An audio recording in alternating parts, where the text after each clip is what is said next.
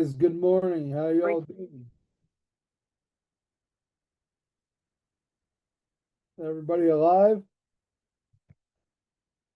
All right, so I only got a few of the spreadsheets returned.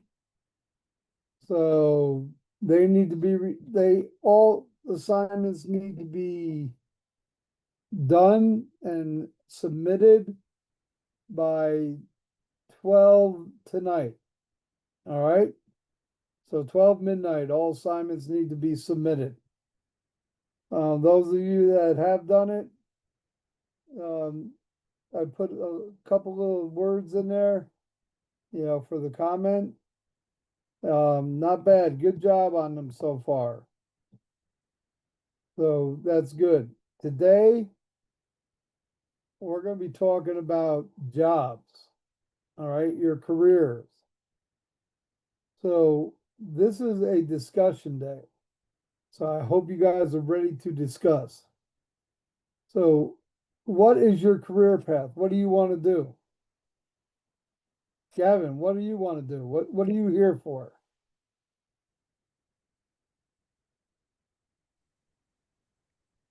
Um, I'm just here for my degree, but always wanted to just like own own a restaurant, like a small town restaurant. Yeah. All right, so that's your goal. Good. So Leah, what's your goal? My goal is to like own a catering company and bakery one day. All right. Alina, what do you want to do? I want to be able to at least own like a small little bakery or cafe. All right. Ruben. Yeah, you son. What do you want to do? Where do you see yourself going? I would like to own my own little shop, but have like my own little farm and stuff, and try to make it where everything I use is like locally sourced stuff. All right. Asha?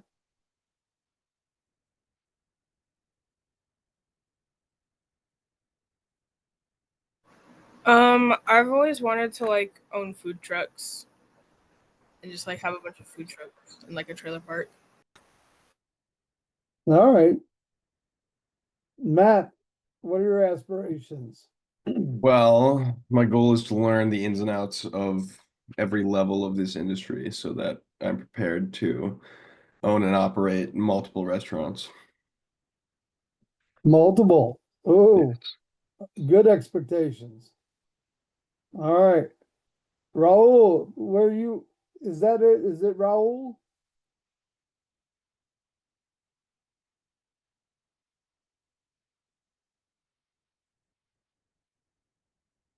I guess that's vacated. All right. I'm hope I pronounced it right.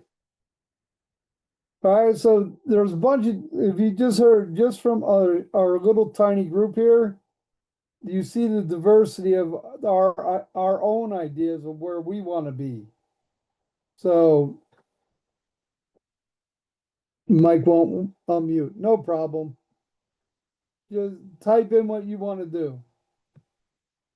All right, so you see, we're all a little different. We all have different aspirations, what we want, bakery, food truck, multiple restaurants, single restaurant, small town, you know, there's so many different opportunities out there, it's not funny.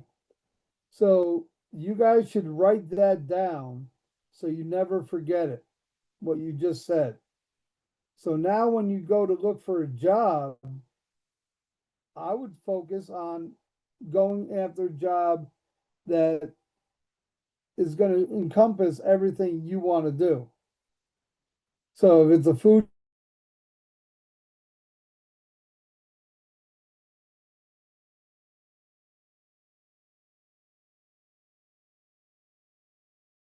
truck, you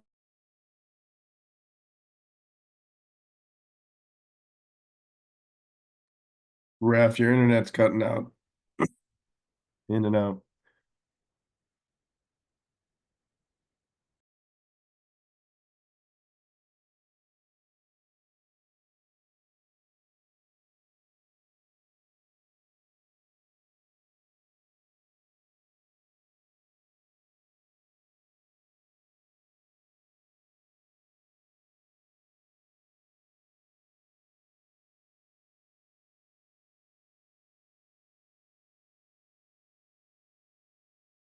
You want to go work on a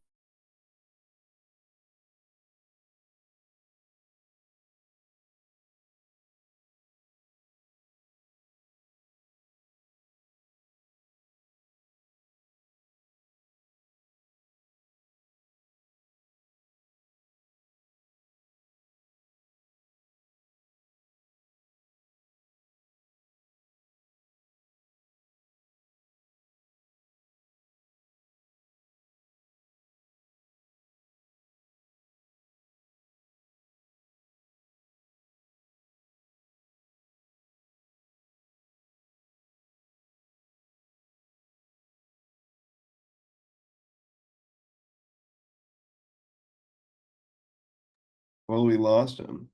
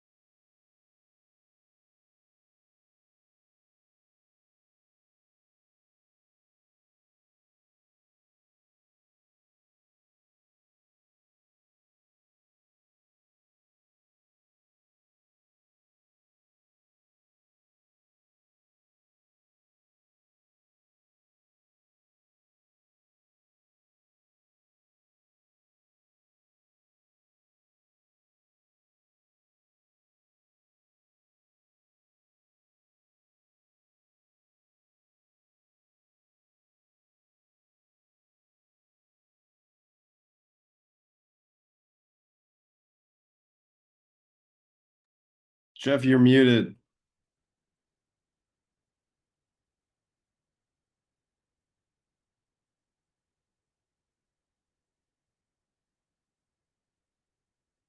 Chef, we can't hear you.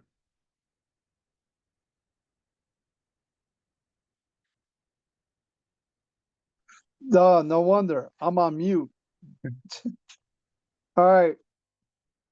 So we're doing this from my phone because my computer froze up.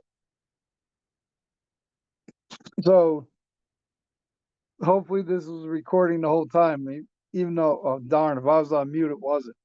So I'm going to start over again, guys. I hope you're ready. So we already know what you want to do. Now, how do we go do it? So it's easy. Go knock on doors. Find the establishment that you like. Knock on the door. Hey, are they offering, they got any job offerings? It's not the job you want, still take it. Entry level is what we want to start. We have to learn and we have to begin somewhere. Right? We're not going to start at the top. I started off dishwashing. And then, started off at the age of 14. By the time I was 18, I was in my own kitchen and I was in charge. All right. I wasn't a chef. Now that I have more knowledge, I know I wasn't a chef, but people called me a chef. All right. I had to go get my education. I had to get more knowledge, more skill sets. All right. But I started dishwashing. And it's not, oh, it's dishwashing. You got to think about it. It's learning. You learn where the pots and pans go. You learn what each pot and pan are for. What's a colander? You guys are having troubles now with, oh, what's a chinoise? What's a china cap? What's a colander? What's the difference? Well, you learn that. And it's a progression as you move on and you move up the ladder in your establishment. All right, so knock on doors and see if they have any openings.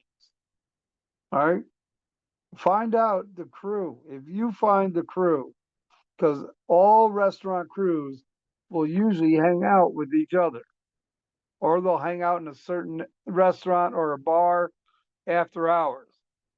You go hang out with them, get to know them. That's a quick in with the chef, because they'll mention you and they'll say, hey, hey, I met Ruben, this guy, you got to check him out. Chef, give him an opportunity. Next thing you know, you're working with them. All right. Look at platforms, job platforms, like Indeed, all those, there's so many out there, and if you look at those, I recommend you go after them right away. Don't say, okay, I'll do this on my day off, or I'll do this tomorrow. Do it today, right then and there when you read it, because that's when it's open.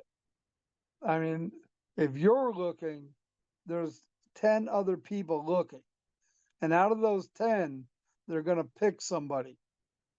So I recommend that, if you use these job platform, spit it out, job platforms, I recommend you go after that job right away. All right, temp services. Temp services will put you in a job no matter what your skill sets are. All right, so once you get into those jobs, you're working. Now, that's a great foot in the door, and they get to see you, right there. You're there right in front of them. They get to see your work ethic, your quality of work. Another one is what you guys have already started to do, the networking. When you volunteer for some of these, events that they do, oh wow, I'm half live again. When they, when you guys do these events like the Food and Wine Festival, you're working side by side with these chefs and some of their sous chefs. They get to see you very, up close, firsthand. They get to know your personality a little bit because you're, conversing back and forth. That is great opportunity networking. Talk to the chefs. Every chef knows a chef, and who knows a chef who knows a chef, and every chef needs help. You know, whether they tell you they do or don't, they all need it. You know, so networking is a great way to do it. Research a chef that you like. Find out, okay, like just off top, Thomas Keller. Say you like Thomas Keller, you like his ethic, you like his food, you like, you know, his concepts. Well, research him, find out, you know, his history, and then, you know, set up, you know, an interview, phone interview, Skype or whatever. Get one of those interviews going, and the more history you know, the better the conversation will be. All right. So these are all things. So as you get into an establishment, everybody always wants, oh, I have my dream job. I know what I want to do. You know, I know, you know, exactly what I want. You may not get that dream job to start. So what do? You take what's available. There's so many different positions out there in a restaurant, and each one has a learning level, a skill set. Like I was talking earlier, dishwashing. Dishwashing is a great entry level job. Oh, it's beneath me. It is not beneath you. You know, dishwashing is about learning. All right. You know, what, where pots and pans go. You know, the names of them. You know, keeping them. You know, oh, they're clean. What do they use for cooking? You know, what product? You know, what technique is used. So you learn the pots and pans. You learn the equipment, and that's the idea. There's stewards. Stewards, you know, they work mainly with the whole, you know, like a whole hotel.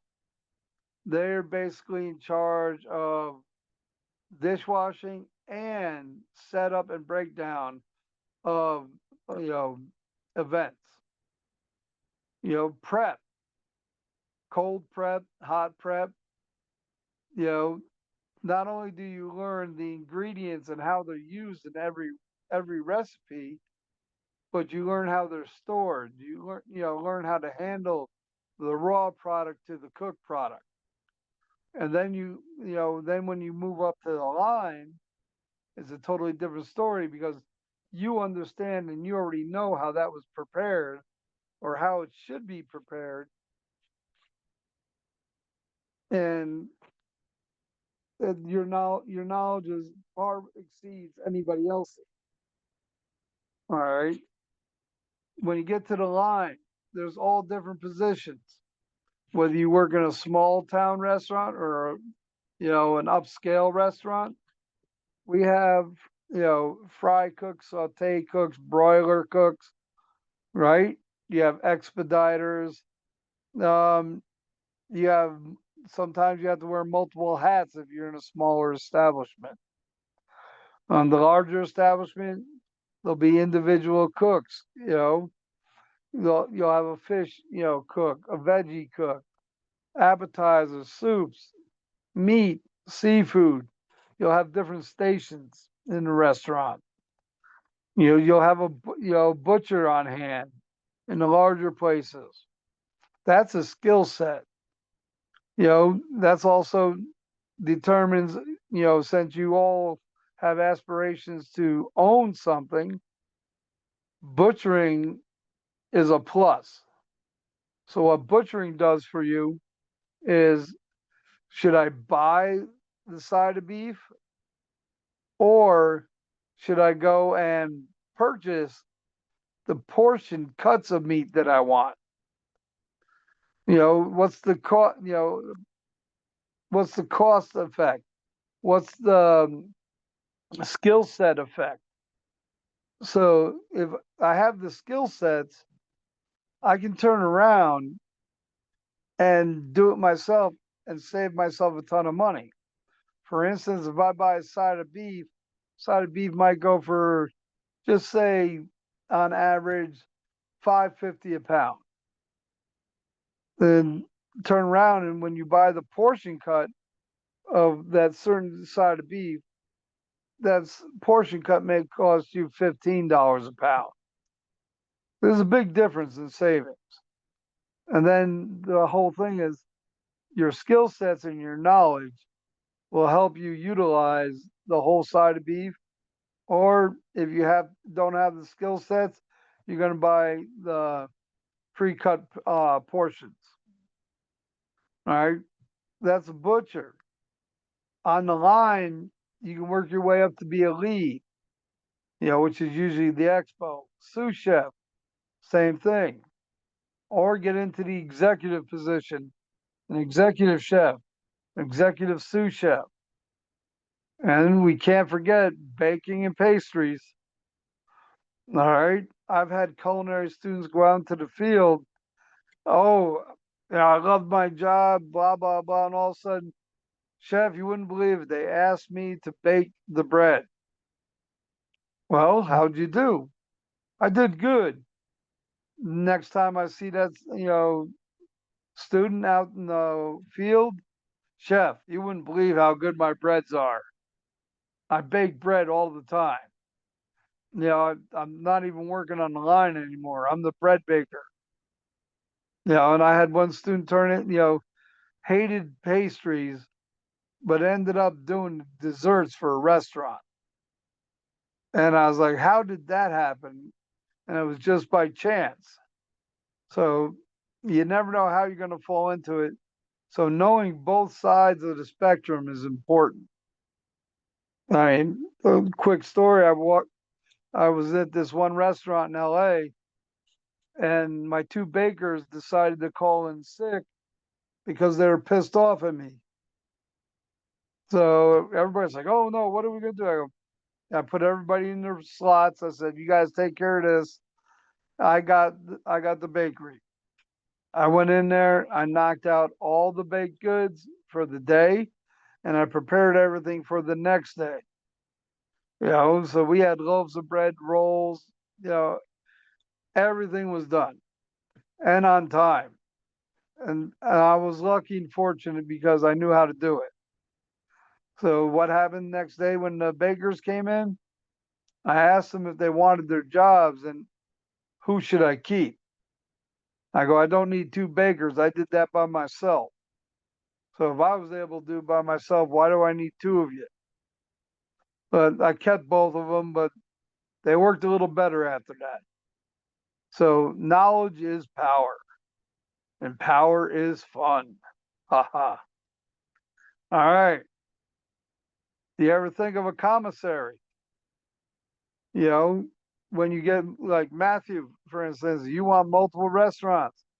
You may want to do prep in a single kitchen. So you do all your vegetable prep and you disperse it to the restaurants. Or you do all your sauce prep, disperse it to the restaurants.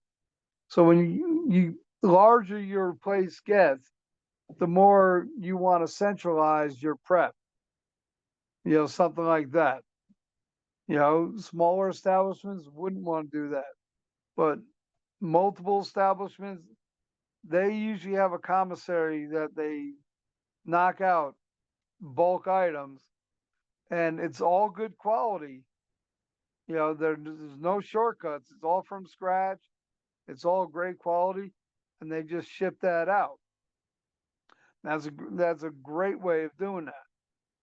All right. So you might want to not even be in the industry per se as a cook or in a restaurant, but you may want to be a broadliner, salesperson for a broadliner. Those are like Benny Keith, Cisco. Those are the ones that supply us with our goods. Now, with chef knowledge and working for a broadliner, you communicate better with the establishments because you know what they're talking about when they need something. So it's not let me look this up. It's like, I know what you're thinking. And let me show you this. And then, yes, that's it. And then all of a sudden they're like, oh man, that guy knew exactly what I needed. All right. And that helps a lot.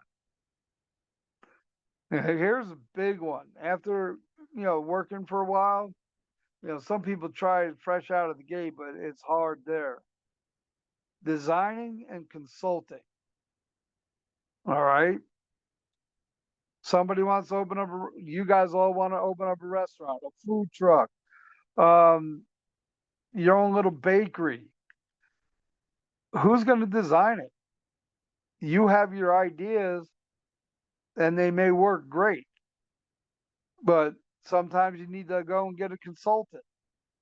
The consultant will set up your equipment, what equipment you need, show you how to go down, knock everything out, maybe show you a different design than what you had in mind, something you may like better, something you may not like better. All right, but that's one avenue. Of course, another avenue is an owner. You all have that aspiration, which is great.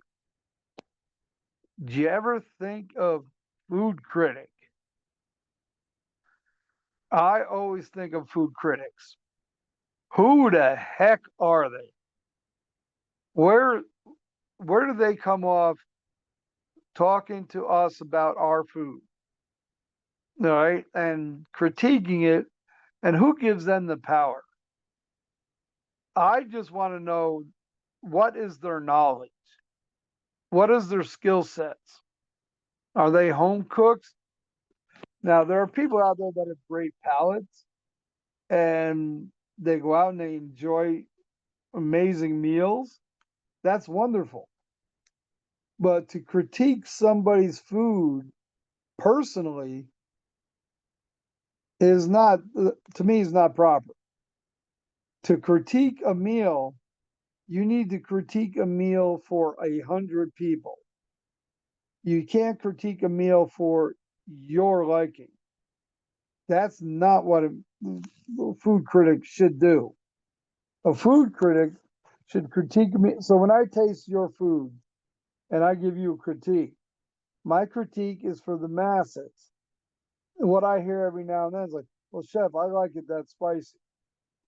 I was like, well, hell, I love my food spicy, but I don't make my food spicy for the masses. I make it palatable from the masses. Great quality, great flavor, spot on cooking technique. That is what my goal is. Now, did I make it to their liking? If I hit 90%, I'm happy as hell. But a food critic to me is too personal. It's their liking. And it's not about my liking, it's about their liking. The clients, everybody's sitting at the tables, not just that one table, but all the tables.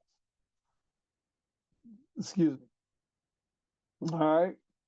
You could be a food writer. All right, that goes along with the critic, or a photographer. I found out years ago there's food photography is funny as hell. Sometimes it's not even food. Sometimes it's raw. It's not even cooked. We took a chicken breast one day. We're doing, food pictures for this one restaurant. So I took a bar, or almost like rebarb, and I just put it over the flame and I got it extra hot. And that's how I made my grill marks on the piece of chicken. Then I took a little bit of stain and I painted the chicken with it to give it that golden brown delicious look. So you had the grill marks, golden brown delicious, and the darn thing was raw, sitting on a plate. But it looked beautiful. And then somebody put a cigarette behind it to give it that little steam effect. I was just laughing too hard. I go, this is crazy. And the photographer was like, this is what's done all the time. Very seldom do you get a freshly cooked product, take a picture, and it's perfect. We can make beautiful pictures with our plates, but food photography was totally different. It's a whole nother beast. All right. So, you ever think of street food? I always think whenever I think somebody mentions street food, it reminds me of when I was, darn it, young and dumb. You know, we just got out, we went down to New York City to a show. We got out, we're walking down the streets of New York, and I don't know if they still have it, but there was this vendor with a little hibachi, and he's grilling what we know as skewers or satays, and they call it meat on a stick. It's just little strips of meat, like a satay, grilled and then served to you. You know, back then it was, you get like 3 for $1 or whatever. Don't know what it is today, or if they even still exist. But that was street food. And I didn't know if it was cat, rat, or dog, but that was damn good. So good that, we were word of mouth. Hey, you got to go try this vendor over here. So street food, it's exciting. Especially nowadays, it's actually a craze. All right, so you can do street food, food trucks, restaurants, hotels, resorts, right? And what can we not forget? Front of the house. Some people aspire to be front of the house. You could be a manager. There's all sorts of things we could do. So you got managers, you got the general manager, the hotel manager, all this stuff. But then you have sommeliers, you have mixologists, and these are fancy names for people that actually put a lot of time and effort into their profession and their skill sets. Sommelier. Let's see, I'm trying to remember the name of a movie. I think it's on Netflix, or you can look it up. But Som, I think it's Som, which is short for sommelier, which is a wine expert. And it shows their life, what they go through, and their education to actually become the top-notch sommelier. And it for them it's grueling, and the ability from what their palate can pull out of a darn glass of wine is amazing. And I always joke about wine tastings, but when you watch this, you can get a true appreciation for somebody's talent. Now, I always joke around because, I think wine tasting is very subjective. And what I mean by that is if you hear something, you think something. So if you're sitting there sipping on wine and trying to pull out the flavors and the different characters of it, all of a sudden somebody comes by and says melon, peach, and then all of a sudden, oh yeah, I get a hint of melon. Ooh, a little fragrant peach in there. And then next thing you know, everybody at the table kind of has the same idea or the same palate. So, but to watch the Psalms, it's amazing. All right. I hope I've bored you all now. So what else do we want to look into when we're job hunting?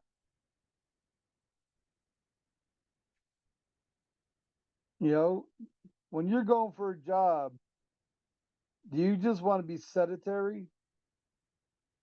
Or are you looking for growth? Do you want to expand your knowledge? Do you want to expand your skill sets? So if you do, then look into the establishment. You know, how long has the cook been doing what they're doing? You know, do they move up once they're trained and, you know, they have consistency and quality? You know, is there a lot of turnover?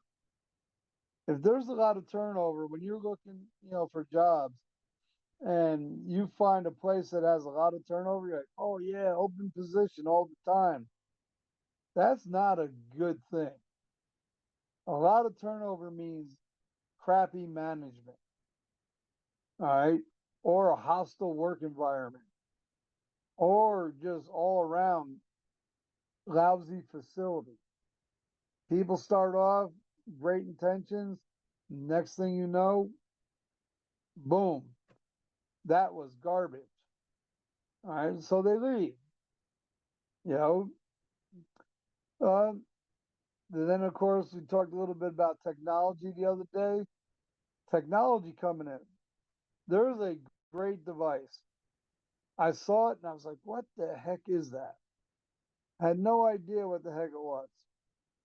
So one day I saw this video in another kitchen that looked just like that. And all of a sudden, man, there's the device I saw. So you know how we pound our proteins to tenderize them and then to, you know, get them thin and even so they cook evenly? Well, they have a press that you can dial down the exact, you know, thickness that you're looking for, and you put your protein on the press, and when you crank it down, it does the same thing we would do, but without any noise. So they're able to do it to order on the line, either bread the product, saute it, or do whatever's next, and go through the cooking technique. I thought that was amazing. You know, a meat press on the line. And then when I saw it in use, I was like, that makes a lot of sense. So that was good. All right. So what we have now, let's see if I can get to it. Because we have an assignment today.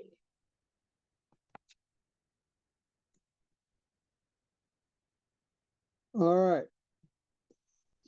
So what we need to do is I'm going to post this, and let me get my notes because I want to read to you what I put. So you got to think about your ideal career or your position in food service management. All right.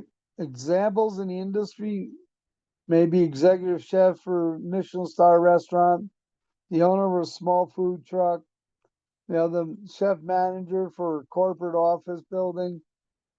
So respond to the following prompts or questions with 3 to 5 sentences of explanation. All right. So the first question, this will all be posted. I'll copy and paste it, and then you get to read it, and then you will also reply to it, and then you'll reply to at least two.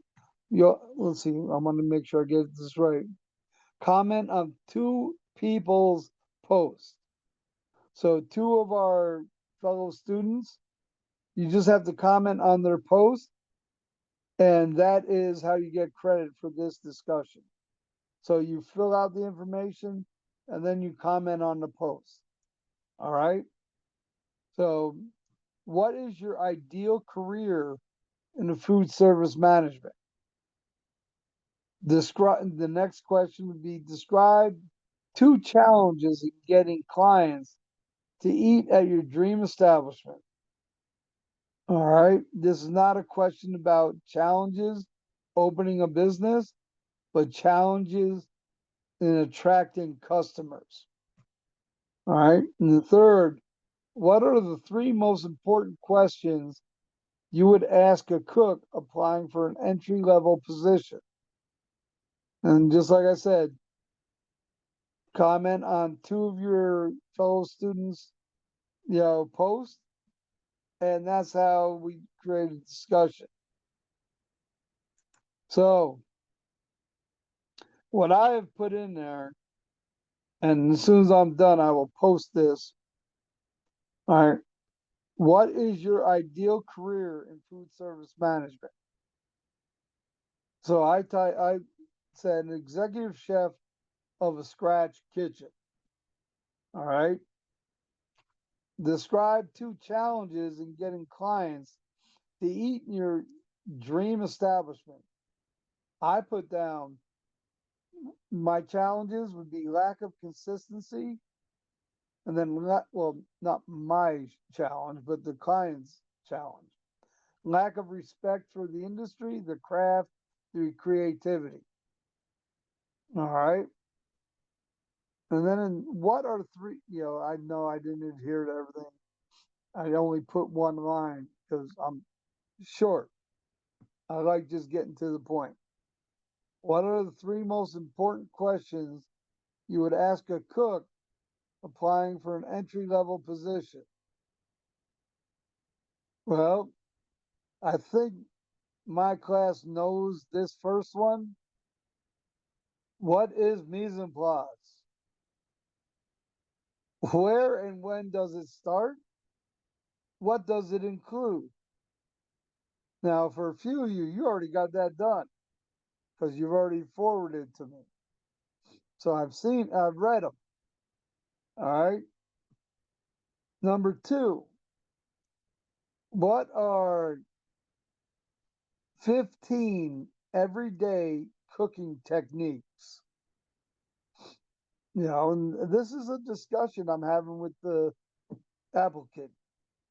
And number 3, name 5 mother sauces, how each one is made, and a sub sauce from each mother sauce. And that's what I put in there to start this discussion. And I want you guys to use your own words. If I stole something in your mind, go ahead and put it down anyways. All right. It doesn't all have to be different. You could have all had the same thought here and there. All right. But that is what we got. Let's see. Post. Subject. Darn, I didn't know I had to type something.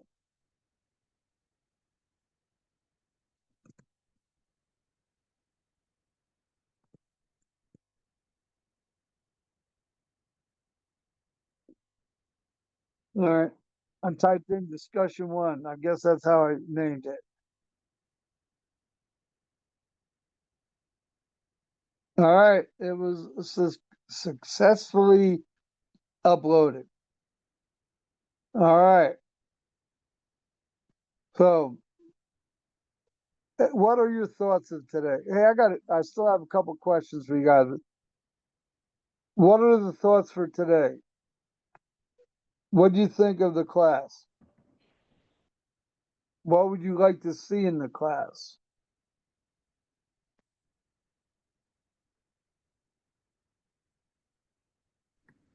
Anybody? Bueller? Joey, you're there. Hello. Yeah. Sorry, I was in the back. I don't think I really have much to say. The class is going well. Yeah. I told you I'm going to stumble a little bit. I stumbled day 1 bad.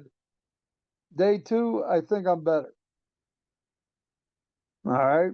Day 3, I'll be even better. By day 4, I should be me. All right. So all right. I'm trying to see where. All the assignments, though, that you're sending us in messages, those are just on the portal, right? Yes. Okay. But I'm just trying to give more information to y'all. So you guys can see. Let's see. Darn it, because I wonder if my computer's back up. Well, that works, so maybe.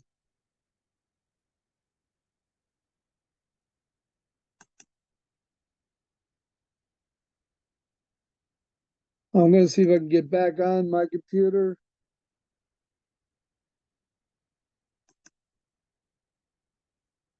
Holy. Recording in progress.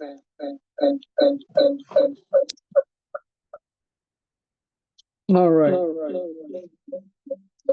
Sure, echo.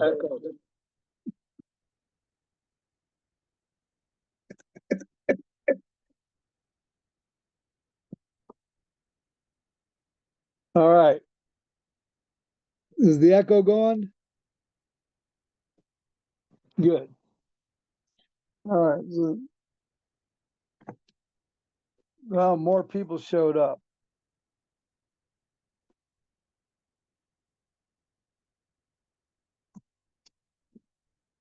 Let's see. Of course, Joey.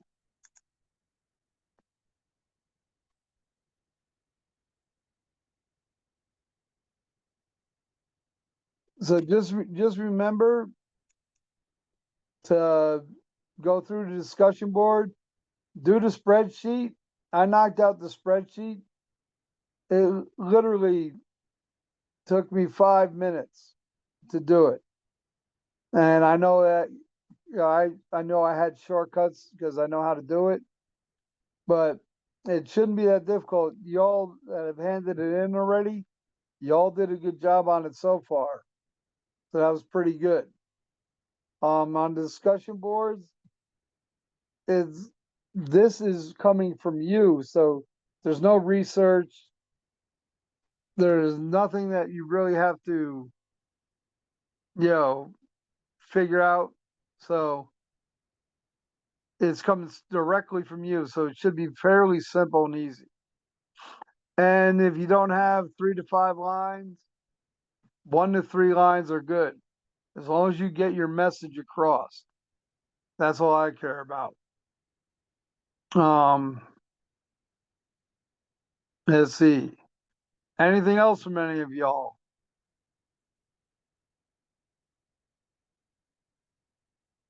All right. Well, I hope you had a good day. And for those of you in my class, I will see you in the morning, 6 a.m. All right. Some of you were alive. Some of you, no reaction. All right. You guys all have a great day. Enjoy. And I will see you all tomorrow. Thank you, Chef.